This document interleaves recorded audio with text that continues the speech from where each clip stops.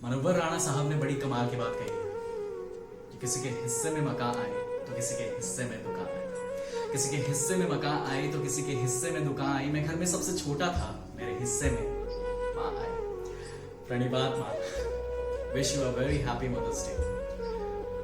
आज मैं आप लोग को शैलेश लोढ़ा साहब की लिखी हुई एक कविता सुनाने वाला हूँ। उन्होंने एक बात कही थी कि इस दुनिया में किसी भी कलम में इतनी ताकत नहीं है कि वो माँ के ऊपर कविता लिख सके, लेकिन उन्होंने कोशिश की और आज मैं ये कोशिश करने वाला हूँ कि उनकी लिखी हुई कविता को अपने तरीके से, अपने स्टाइल में, अपने अंदाज में जो है आप लोगों के सामने प्रस्तुत करने वाला हूँ। पूरी कविता नहीं सुनाने वाला हूँ, उसका पूरा एक पैराग्राफ सुनाऊंगा। उसके बाद जो है दो किस्से मेरे जहन में याद आते हैं, वो किस्से आपके सामने रखने की कोशिश करूंगा। अगर बीच में फंबल या मिस्टेक होता है तो उसके लिए पहले से ही आप लोगों से माफी मांगना चाहूंगा। कि कल जब मैं उठकर सुबह काम पर जा रहा था तो अचानक लगा कि कोई रोक लेगा मुझे। कल जब सुबह उठकर काम पर जा रहा था तो अचानक लगा कि कोई रोक लेगा मुझे और कहेगा, खड़ा खड़ा दूध मत पी, हजम नहीं होगा। 2 घड़ी सांस ले ले, इतनी ठंड और कोट भूल गया, इसे भी अपने साथ ले ले। मन में सोचा माँ रसोई से बोली होंगी जिनके हाथों में सना आटा होगा। मन में सोचा माँ रसोई से बोली होंगी जिनके हाथों में सना आटा होगा।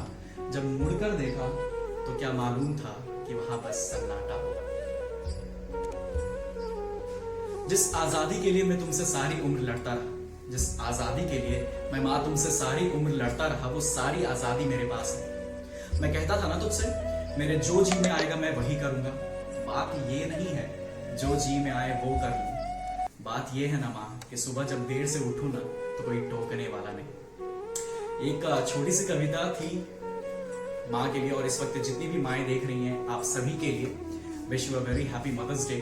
और इससे 2 किस्से याद आ जाते हैं। जब मैं नोएडा आ रहा था पढ़ाई को आगे बढ़ाने के लिए, मास कम्युनिकेशन करने के लिए, तो हुआ कुछ यूं था कि 12th का एग्जाम खत्म हो चुका था। सुबह लेट से उठता था हमेशा, तो मम्मी हमेशा टोकती थी कि 12 बजे 1 बजे 2 बजे क्यों उठते हो। तो मैं हमेशा मम्मी से कहता था कि यार मम्मी ठीक है ना यार, एक दिन चला जाऊंगा यार, आपको भी टोकने वाला कोई नहीं होगा और मुझे भी टोकने वाला कोई नहीं होगा।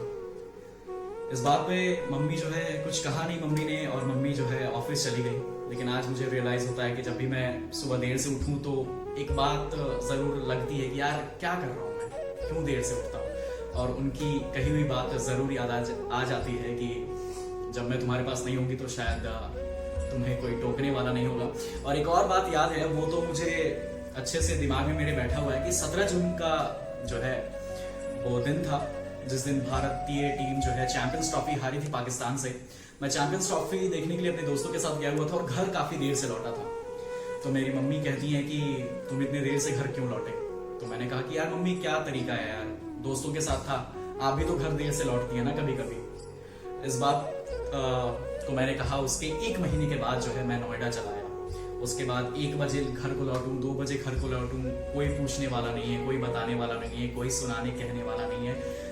घर देर से लौटूं, खाना खुद से बनाना पड़ता है, खाना खुद से खाना पड़ता है। तब फिर वो माँ की कही हुई बात याद आ जाती है।